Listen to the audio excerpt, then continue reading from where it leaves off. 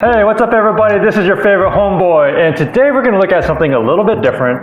We're going to take a look at some ordinances in the Poconos that they've come up with to help regulate and manage the short-term rentals because I guess there have been a lot of complaints, and I get it. Every now and then you're going to have some bad guests, whether you're a actively involved owner or whether you're a passive owner. It doesn't matter. You're going to get bad guests no matter what. And so there has to be rules in place. And if they're not managed and squelched at the level of the property manager, owner, then it's going to affect neighbors. Or if you don't squelch these problems fast enough, it's going to affect neighbors. And these neighbors are going to complain and to their elected officials. And now we have all these proposals to really clamp down on these short-term rental owners. So I want to look at Penn Township, and I also want to look at Kidder Township, and I want to look at their proposed ordinances. So if you own a vacation rental in these areas, or if you're a homeowner in these areas, I hope you comment below and let me know what you think about my thoughts. And if you haven't already subscribed to the channel, please subscribe and let me know if you want more content like this. All right, so we're going to go through, first of all, the Penn Township proposal. And I'm just going to kind of scroll through here and read through this with you and just comment. And let me know if you agree or disagree and if you find this helpful. First of all, the ordinance shall be known as, and maybe cited as, short-term rentals ordinance, okay? Blah, blah, blah. Look at here, I just want to stop here. Section 2, it says, short-term rentals of dwellings have become a significant segment of the local tourism economy. Let me tell you how significant it is. So I went over here to the Pocono Mountain visitors, visitors bureau or something, and here's some of the stats. 30 million visitors come to the Pocono Mountains each year. That's a lot. That's more than the Smoky Mountains, which is the most visited national park in the US. 30 million visitors every year. And what does that translate to as far as spending? $3.3 billion. $3.3 billion. That's almost as much as the economic impact of Disneyland. As you can see here, Disneyland. This is an article I pulled up here, and this is in 2020, and $5 billion was the economic result of what could happen if you closed Disneyland, which they did during COVID. So it definitely impacted them negatively. Here's another pretty interesting stat. Nearly 2/3 of the Poconos' labor income is derived from travel and tourism. See that right here. And then lastly, you see all of the millions in dollars that they're making in tax money. So short-term rentals does have a very significant impact to the Poconos economy. Yet it's very interesting that here, if you kind of keep reading down here, it says, the provisions of this ordinance, so why are we having this ordinance in the first place, right? Well, the provisions of this ordinance are necessary to prevent the continued burden on township and community services and negative impacts on residential neighborhoods posed by short-term rentals. So what they're saying is we need to have this ordinance because there's a burden on all of our services from all the negative impacts of short-term rentals. But hello, if it wasn't for short-term rentals, 1/4 of your jobs would be gone. You would be missing hundreds of millions of dollars of revenue. Even in this article by Disney, look at this last paragraph. The closure of Disneyland has already had a negative impact on the local economy. Disney last month announced the layoff of 28,000 employees across the board, and the city estimates a $100 million deficit and has a 15% unemployment rate. I mean, what happened in Disneyland can easily happen in the Poconos. If you shut down tourism or you just start clamping down on it, it will affect the income you make. And for you to put up a lot of rules to limit the main income driver of your economy is like saying, I don't want your free car because I have to spend time to clean it and have to put gas in it and have to buy insurance for it. Well, it's like, yeah, well, you got a free car. And so if you're going to have a lot more people, you're going to have to invest the revenue into infrastructure and into services. You have to clean up your public parks and maybe, improve the roads and the traffic. I mean, that's part of growth. You can't say, well, we want the money, but we don't want to service you. That doesn't make sense. So let's go back to the ordinance here. I need to start getting into the actual scope of what they want us not to do, or this video will take a long time. Okay, so let's go all the way to section 5 here. I want to stop here. It says bedroom. They define a bedroom that is 70 feet in area. So my question is, why do you even have to define what a bedroom is? I mean, what's the point of that? Some people might live in a tiny home. My whole family of 5 lived in a tiny home, which was 240 square feet. That was everything. That was everybody. Kitchen, living room, study, bedroom. It was our everything, this tiny home. And we lived in it for 6 months and we were fine. I don't understand why you have to dictate the size of a bedroom. Why do you have to dictate the size? It doesn't make sense. My daughter lives in a 100 square foot bedroom permanently. I mean, it's not that much bigger than 70 feet. And they're happy with it. They love it. So that doesn't make sense. Why do you have to define a bedroom? Now, the more you define, the more you have to enforce. You're gonna have to go into a house, you have to break out the tape measure and say, well, this technically doesn't classify as a bedroom. So I think it's silly that they're putting so much detail into this. So let's keep going here. And so it just kind of defines, contact person. Okay, I think that's a good idea. The owner or property manager, basically they're saying that you have to have somebody available to be contacted. And I like that idea. I think, you do have to have somebody available to be contacted, because you being a responsible business person, if something goes wrong, you need to have some sort of way to be contacted. And it's better you as a first line of defense than the HOA or the county. And that should help relieve some of this burden on resources, right? Dwelling, rent, single family. So there's just defining everything. Over here to talk about unreasonable noise.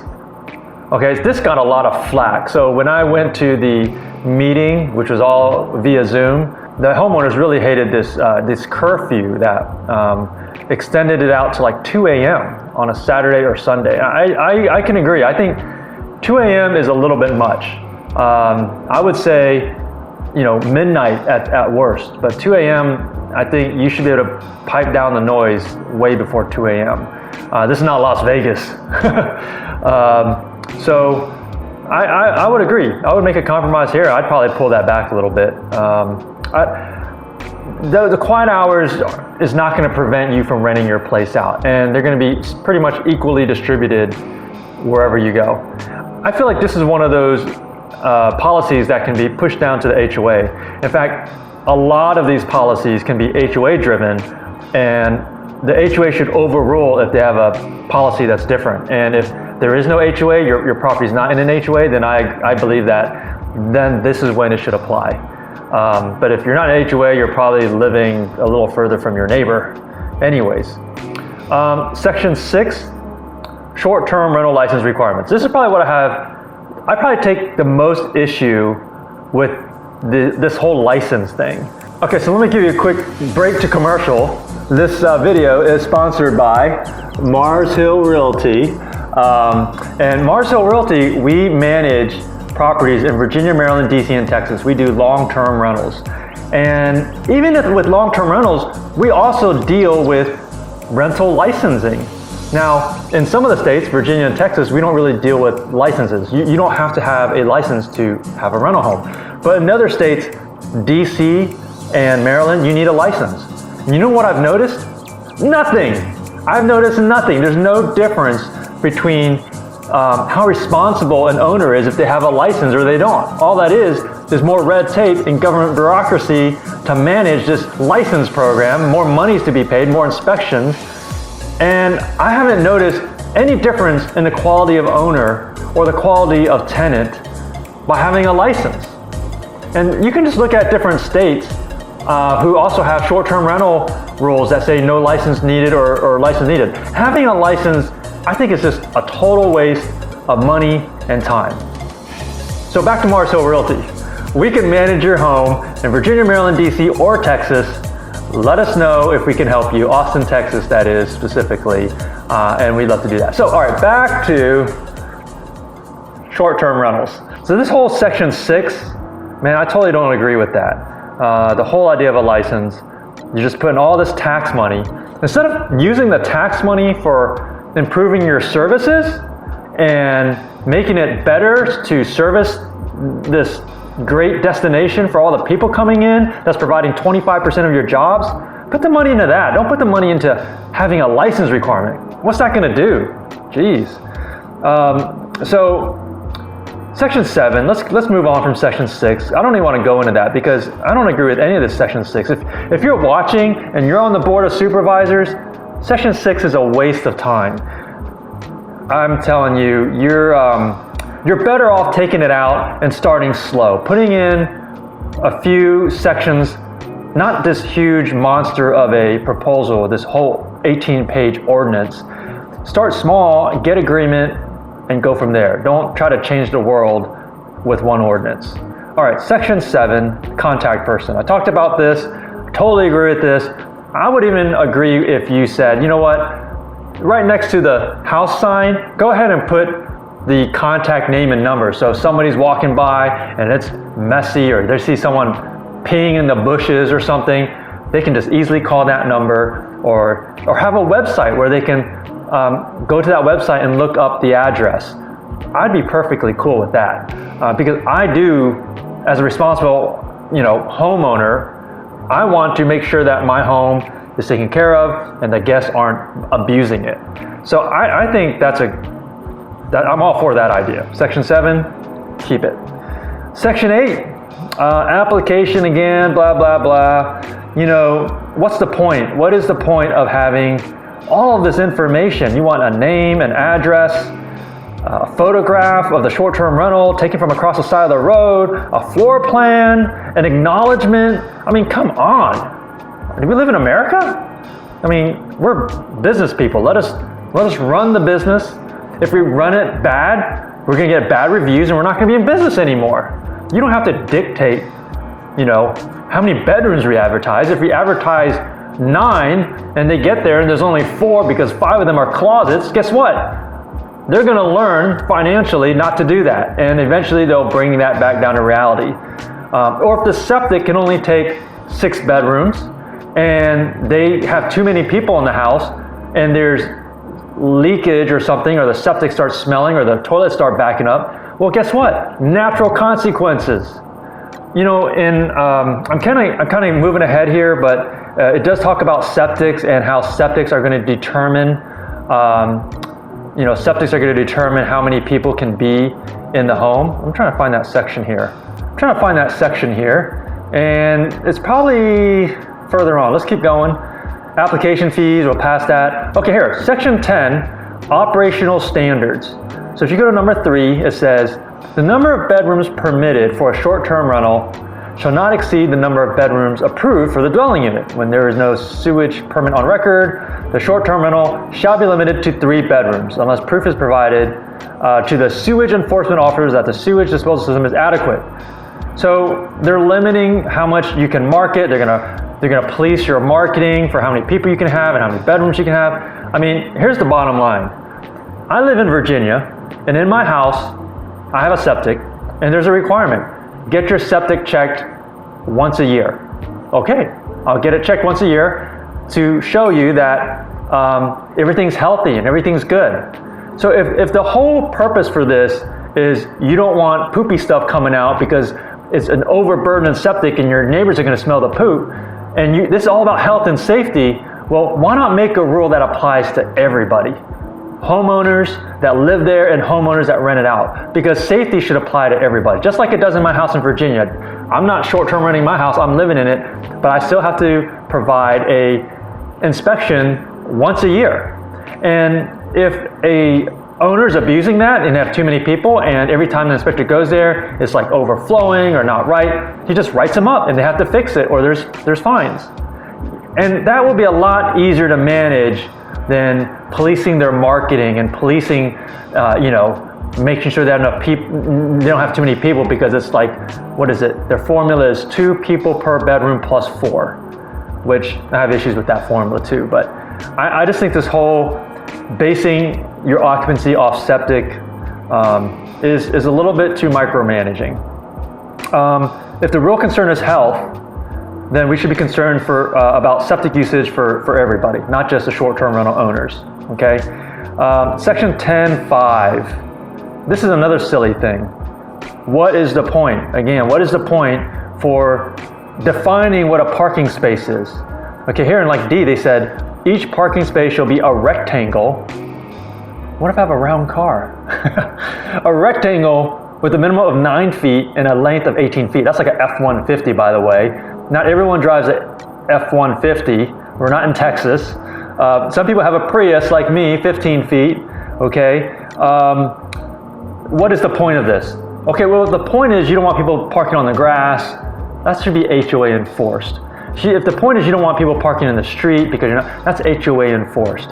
Or just say something like, keep your cars on the driveway, you know, instead of defining the size. Because now you're going, oh, let me measure that. Okay, you got one car too many, even though it fits perfectly on the driveway. It doesn't make sense. I don't know who came up with that. But as long as it's on the driveway, who cares? Section 10, they also talk about lights and not having recreational vehicles and open fires. Again, I think same thing. This should be pushed down to the HOA. If the property's not in an HOA, fine, it can apply.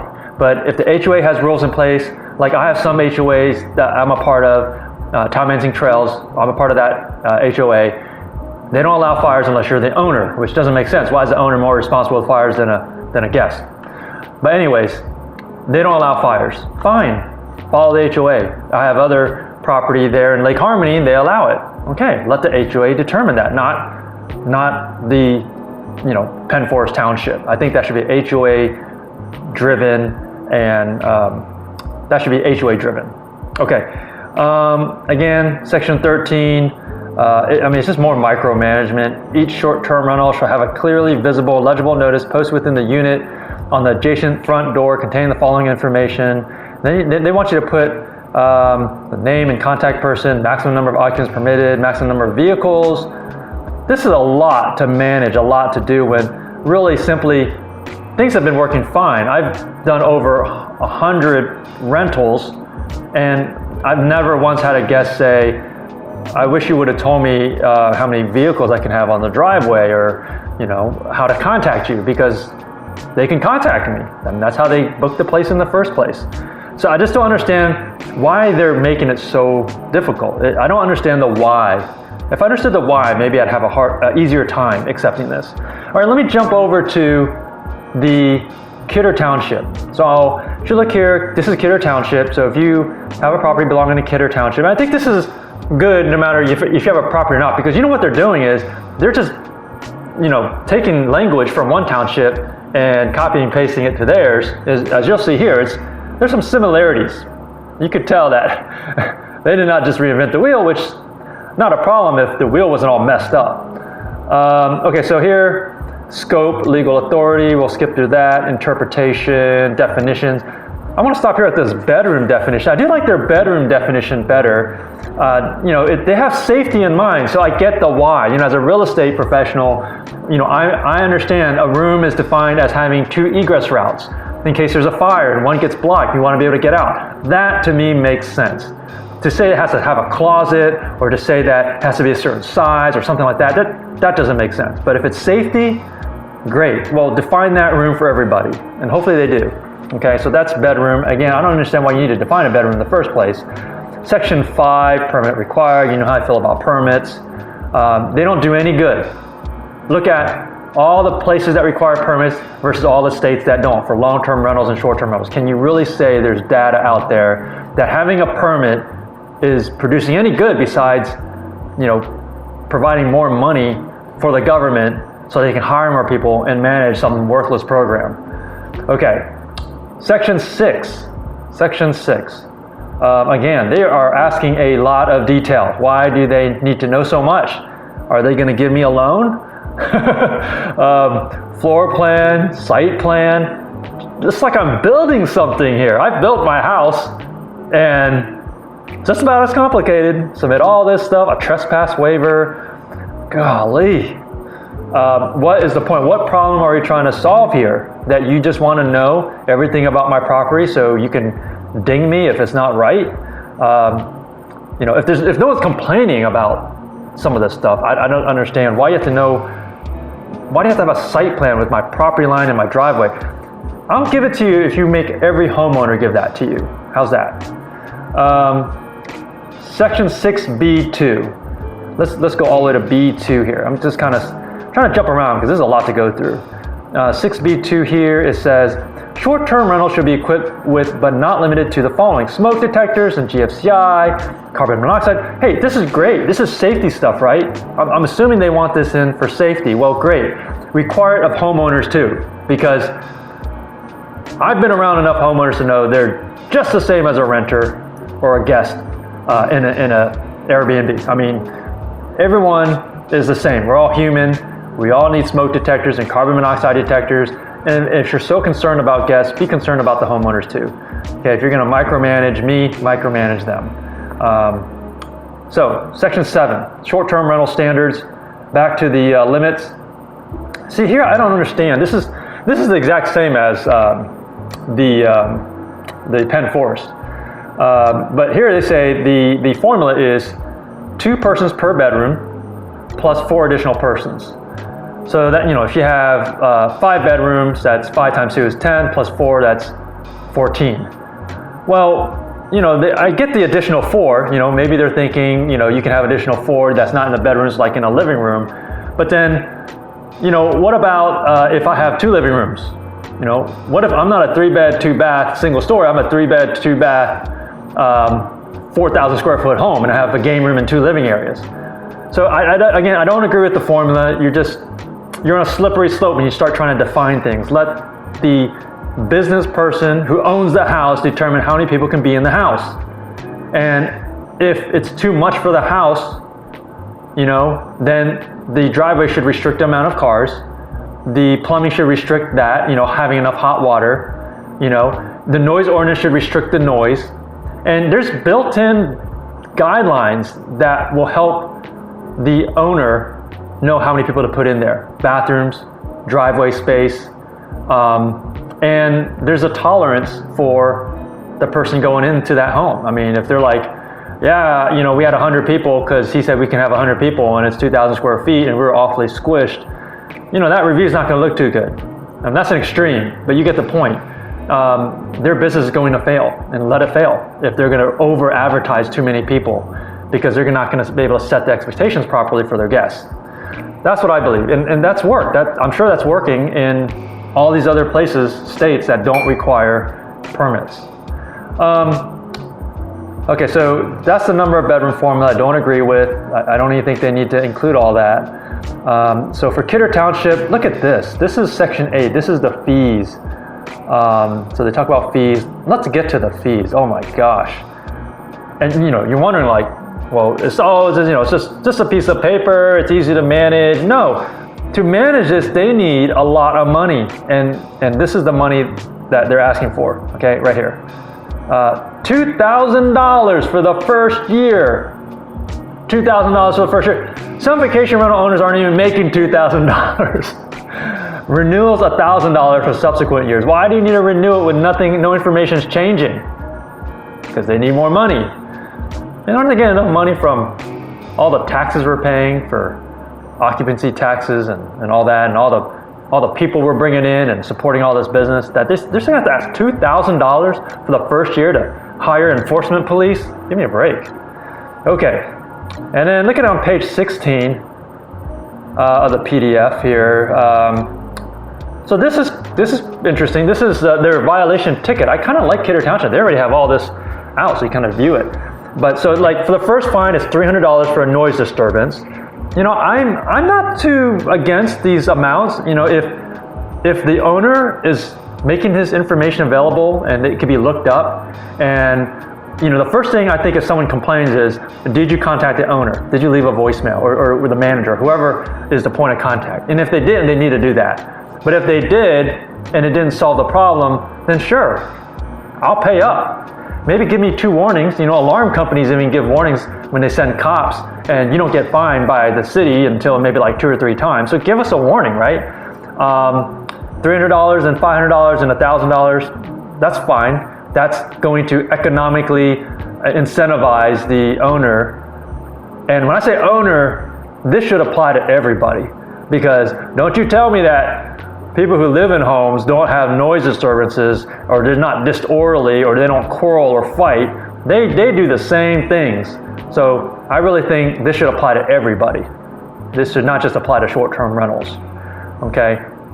Hey, what's this non-discriminatory environment we live in, right? Don't hate on me, man. Don't hate on the vacation rentals. All right, tenant misconduct, noise disturbance, disorderly conduct, quarreling, fireworks, $300, nudity, $300. Man, they can sell those pictures and make some money, but they want to fine you, $300. Okay, $300. Put your clothes on. Motor vehicles, too many vehicles. You can take that off. Too many vehicles, as long as it's on the driveway, it should be fine. But hey, if they have a parking offense, they're parking on someone else's driveway or on the street, yeah, okay, fine, I get it. You would think they'd have already fines built in for like these types of traffic violations. So anyways, that's pretty much it. That is the ordinance for Penn Forest and for Kidder Township.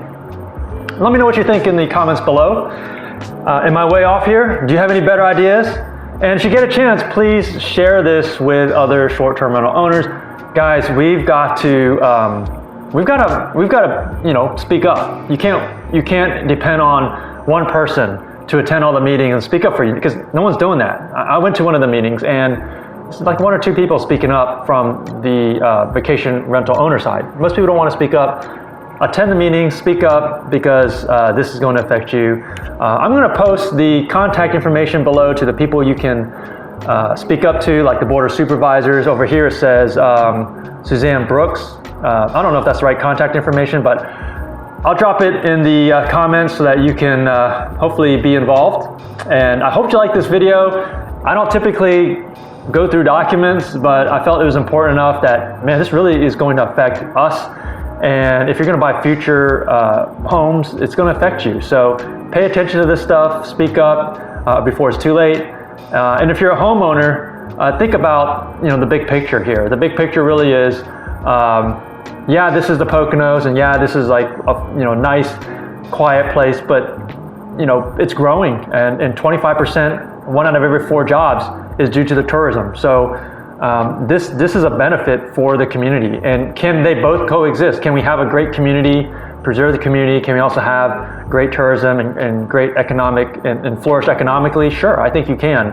But I think you need to start small. I think these 16 and 18-page ordinances, I think they need to be cut in half and just start small. Start with the main things. I think the main complaints are noise, after hours, right? The noise. And maybe if some people have complained about septic, I don't even know how many people have complained about septic. But focus on a few issues. And I really think, in summary, the whole permitting idea is just not needed. A lot of waste of money, a lot of red tape, and just grows your government and just a lot of bureaucracy. So, anyways, I'm done with my rant. I'll step off my soapbox. I really hope you enjoyed this, and thanks again. If you could subscribe to this video, like and subscribe, I'd really appreciate it. And this is your favorite homeboy signing out.